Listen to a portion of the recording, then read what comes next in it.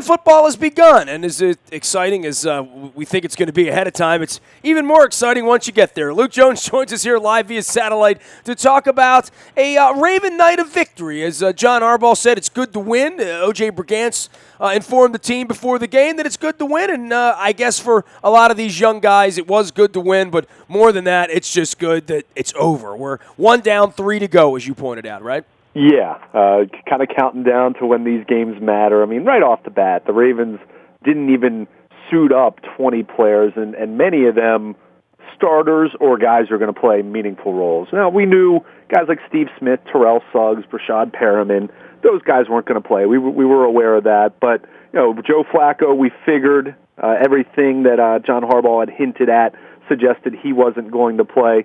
But you go down the list, Kamar Aiken, Mike Wallace, Ben Watson, Justin Forsett, Timmy Jernigan, Brandon Williams, Marshall Yanda. I mean, you just go down the list and you start scratching your head and saying, okay, well, this is kind of like a scrimmage. This is kind of like, as John Harbaugh described it a few days ago, a camp game. But it's an opportunity to see some younger guys get some more extended reps than they might have had under normal circumstances. And in that situation, you're looking for guys to flash. I really was unmoved by most of what I saw from a full team 11-on-11 standpoint because, quite frankly, even at the beginning of the game, there were very certainly some individuals playing that you wouldn't expect to be playing. So, I liked what I saw from Zadarius Smith with the strip sack. I liked what I saw from Terrence West, although, very limited sample size. I know a lot of people were gushing, but did have 25 yards on 9 carries, and that's not exactly overwhelming, but looked good. I thought Kenneth Dixon looked good. I thought Buck Allen had his moments. So you see those little things. Later in the game, we saw Matt Judon and Willie Henry, 2 of their draft picks, flash some plays with tackles for loss. So overall, there was some good, there was some bad, and there was a whole lot of meh. That's kind of what we did. That is the preseason. Right. Name the preseason game you remember. We don't remember any of them, right? You really don't. But Ronnie Stanley playing would be something that maybe we would have bet against 3 days ago, right? Yeah, sure. That was good to see, and I thought he held up pretty well. In his very first pass blocking opportunity, he kind of, I believe it was Coney Ely, he kind of just escorted him around the pocket. Ely was trying to go wide, and he just drove him wide. So that was good to see. Thought he had a really nice block on Terrence West, 8-yard run to begin their second drive. So I thought he looked good. He wasn't out there extensively, but was good to see that. And I think, to get back to your point about preseason games not being memorable, the only ones that are when you sustain a serious injury. And according to John Harbaugh after the game, there were no real serious injuries. Tavon Young went to the locker room late in the game to have his knee examined, but early signs, at least, no evidence that that's a serious injury. But overall, that's the biggest objective. Stay healthy. It's so cliche, but it's so true when you look at how inconsequential these games end up being, because we end up forgetting the score a week or two later anyway. Well, and I guess for our purposes, on the media side, getting 1 down, and from the fans getting 1 down, people don't go to the games, right? That shouldn't be shocking, and it was hot as hell, but you can't give a ticket away for this, and it's getting worse and worse around the league. I am the fool, and I admitted this to Dennis Colossus on Thursday, that this weekend I will be moved to look at NFL Network, and if the game is on from 10 until 1. If the game is somewhere between 10 and 10:45, I'll put it on just to watch the starters, run a lap or two, get a little update on some of the teams. But, the other 2.5 hours of this is really schlocky, and the NFL knows that in every way, and the coaches kind of play into it with, sitting starters and having guys not play. But it really is a necessary evil, though, right? I mean, there really are a bunch of guys running around out there in the third quarter. We saw Arrington get pinched up at the end of the game. We saw Carl Davis get poked in the eye and look like they're. But we're going to have a lot of veteran guys cut on this team in a couple of weeks. When I say a lot, I mean more than usual. They're going to be guys whose names on the WNST cuts this year, just because there's a lot of bodies. There were a lot of draft picks. No doubt about it. And, not necessarily guys who have been meaningful contributors for them over the last few years, but as you pointed out, guys that have been familiar. I mean, right now, you mentioned Kyle Arrington. I think certainly you look at Matt Elam and Terrence Brooks. I think there's probably one spot for those two individuals to kind of compete for, and it's clear that they've kind of been caught up in, not being all that good the last couple of years. In the case of Elam, injured last year. And, they brought in Eric Weddle, and they moved Webb to safety. So, that just kind of shows you where they stand with the organization, although I think Terrence Brooks, there's still some potential there. But, Capron Lewis-Moore probably battling for a roster spot. He's been around a few years now. He's dealt with injuries. I think everyone's kind of been rooting for him because he's a high-character guy and was a good player at Notre Dame, but you've never really seen him get an opportunity to really show what he can do. And in those few opportunities that he has had, you haven't seen a whole lot. Now, he played extensively on Thursday night. He's played a lot in camp, and probably an injury to Bronson Kafusi. That probably gives Lewis-Moore a much better chance to make the team. But you go through the list. Arthur Brown, another name firmly on the bubble. So, but John Harbaugh talked about this, and it makes perfect sense. The position the Ravens are in, coming off of a 5-11 season, needing to get younger, needing to find more impact talent from their younger players, more impact game-changing plays from their younger players, that there's no room on this roster for developmental guys. Maybe there's one or two guys that you like the upside, but you're figuring, okay, 2016 probably going to be a pseudo redshirt year. But, you don't want to be carrying too many guys like that because, this team does have a lot of age. And that wasn't apparent on Thursday night, but it was apparent when you looked on the sideline and saw how many guys were being held out. So you need to find younger guys making plays. And that was one of the big objectives of John Harbaugh in deciding to rest as many veterans as he did, because it did give younger guys some opportunities. Even early on when Carolina had their first team out there, clearly you didn't really like what you saw from most of the starting defense, although not, there were still missing 4 starters out there with Suggs, Dumerville, Brandon Williams, and Jernigan not playing. But, you didn't like seeing that against Carolina's starting offense. But, through the course of the game, you saw just enough flash plays where you say, okay, maybe Zadarius Smith with that strip sack, maybe that's something there, because they need him to step forward and be a legitimate pass rushing option behind Dumerville and Suggs. And, you like what you saw from Terrence West, is everyone's been talking about him all summer, and you like seeing it carrying over from training camp to now a preseason game. But, again, most of this is pretty inconsequential.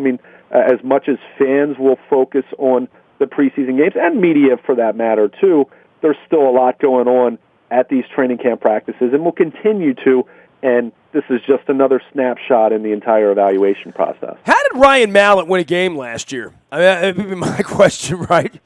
Well, it's still amazing that he beat Pittsburgh when, it was they needed to win. such a dummy down. I don't want to say dummy down because that makes it sound like I'm taking a shot at him, but it was just a pared down version of their offense. And, it helped that they're very familiar with Pittsburgh, and it helped that Pittsburgh didn't have a very good secondary. But, yeah. Mallett, as the game went on, made a few decent throws here and there. Keep in mind, his top receiver was Jeremy Butler. Let's call a spade a spade. He didn't exactly have a group of legitimate NFL caliber receivers out there. A lot of guys that are trying to make the team. Dobson Collins and Kalen Clay and Chuck Jacobs and Keenan Reynolds. Jeremy Butler might be an NFL caliber receiver. Had a decent second half last year and is a guy that's done a nice job in training camp the last couple of years, but even he's not. Even he hasn't been projected by most to make this team. So, Mallett didn't have great weapons to throw to, but, and John Harbaugh even acknowledged this, it hasn't been the best camp for him. Now, he's played better of late, according to Harbaugh. But it's been kind of a rough camp where he's been inaccurate and he's thrown some picks, and maybe not to the level that we saw with Matt Schaub a year ago. But put it this way. What I've seen from Ryan Mallett since the Pittsburgh game, and I'm talking the Week 17 against Cincinnati when clearly he didn't play as well, and what I've seen from him in the spring and summer, Joe Flacco has nothing to worry about. And if Joe Flacco gets hurt again, heaven we have forbid, a lot to worry about. Yeah, but that's the reality. And you know what? You know me.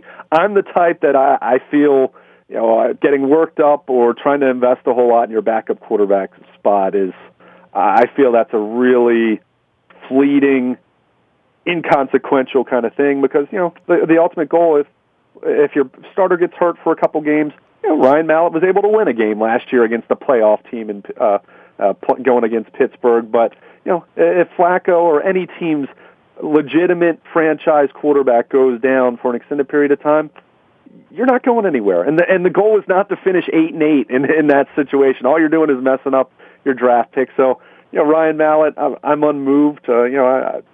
He did some okay things. He did some not so okay things. I will say the interception, that was more on Darren Waller. That hit him right in the chest. But overall, Ryan Mallett, not all that impressive. Quite frankly, I actually thought Josh Johnson did some nice things as the number 3 quarterback. But I think it's pretty clear Mallett entrenched as the backup quarterback, at least for now. Luke Jones covering all things Ravens on Thursday night. And, of course, camp continues now as they get a little extra time this week preparing. The Orioles this weekend in San Francisco. And, Luke, I know you run around so much and staying up late. You missed most of Thursday's game just getting to the ballpark. You missed the one they actually won. They got big hits. They hit home runs. They did all of that. And even the bullpen started to have a little bit of a minor collapse. Even Britton got in trouble in the ninth inning. Boy, they can't wait to get home, and this is a weekend where they're facing a team, I don't want to say desperate, but certainly, a shuttered team right now that really needs to win some baseball games, the San Francisco Giant team. They really do. That's a Giants team that just a few weeks ago, they were right there with the Cubs as far as fighting it out for the best record in baseball. I mean, they it looked like they were going to run away from the Dodgers, and the Dodgers have been playing better. I think that's worth noting, but this is a Giants team that has really struggled for the last few weeks. So I mean, it just shows how long the season is. I mean, we've talked about it with the Orioles. The Red Sox have struggled, but this is a Giants team that clearly you look at their pitching, and the Orioles are going to see that this weekend. Bumgarner going on Saturday, Cueto on Sunday. It's going to be a challenge. There's no doubt about that. They'll see Matt Cain in the opener, who has a 5+ ERA, but he's pitched a little bit better of late. So, it's going to be a challenge on that regard. It's been a challenge for the Orioles on the road, and especially on the West Coast. Short of playing in San Diego for a couple games, it has been an absolute grind.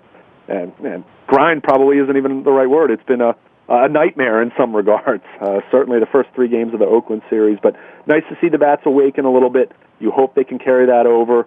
But, we're talking about Oakland and that ballpark as far as does it really suit the Orioles' style, their approach at the plate as far as, the long ball, relying on it. Well, San Francisco, that's going to be even more of a difficult proposition. But we'll see how it plays out. On the plus side, Dylan Bundy, Kevin Gausman going in the first 2 games, and Wade Miley going in the finale. And what Wade Miley did his last start is exactly what the Orioles were kind of looking for him, just be solid. He was certainly solid enough to win if he'd gotten any run support against Oakland. So, nice to see them close out what was a miserable series with a win that, despite being as nervous as it was, and the Orioles ended up optioning Logan Andrusic to the minor leagues. Sounds like Donnie Hart's going to rejoin them, so we'll see if he can be their lefty specialist. He looked pretty good earlier in the season. Some promise there in a very small sample, but they're still looking for that lefty specialist and looking to see. Need to see Darren O'Day get on track. You hope the health issue is behind him with the hamstring. I know that was impacting him for a while before he eventually went on the DL at the beginning of June, but he hasn't been himself this year. And you look at his ERA, it's just a hair under 4. I mean, that's clearly not what the Orioles signed up for when they extended him, and it's not indicative of what Darren O'Day's done over the course of his career. So, you hope it's just a couple blips on the radar, and he gets back to being what he needs to be, because the Orioles need it. The starting pitching's been better, to their credit, and that's something to be optimistic about here over the final 6-7 weeks. But we know this team, if it's going to get to where it wants to be, it's going to be way more about its offense getting on track and its bullpen continuing to perform at a high level, in addition to hoping that some of this recent prosperity with the starting pitching continues. But we know what this team is made on. This team's success is built on its bullpen and its power-hitting offense. And, nice to see the offense come alive, but, a little hairy there with the bullpen, to say the least, on Thursday afternoon. Yeah, at least Trumbo got right. Davis got a couple of hits. So, you want to see them come back. You're up all night with a team, and you look up, and it's like 1:45 in the morning. It's the 7th inning, and they got 4 hits, and they're losing, and you're like, what's going on? Hey, at least they avoided the sweep in Oakland. We'll see how they do against the, at least for now, first place San Francisco Giants, and the Orioles hoping to get back in the first place before they return home next week to Oriole Park at Camden Yards. You can follow along. He is Baltimore Luke out on Twitter, as well as Luke at WNST.net. I can be reached nasty at WNST.net. Any breaking news over the weekend, it will come to you first on the WNST text service. That is brought to you by Coons Ford of Security Boulevard, and each and every morning our morning newspaper hits your email inbox free of charge, and that's powered up by Planet Fitness and PlanetFitness.com. Anything you miss here, if you don't see us out on Facebook Live or on our WNSTV YouTube channel, you can find it all in the Buy a Toyota audio vault 24 hours a day from anywhere in the world on your mobile device. Big appreciation for the folks from Buy a Toyota. You can also download the TuneIn Radio app, and we come in crystal clear and live there as well, all brought to you by buyatoyota.com. I am Nestor. Nasty at WNST.net reaches me. I'm a very available individual. Twitter, Facebook, LinkedIn, Snapchat, Instagram. Wherever you are, that's where we're going to be this weekend, watching Oriole baseball and enjoying the summer. We are WNST.net, AM 1570, and WNST Towson, Baltimore, and we never stop talking Baltimore sports.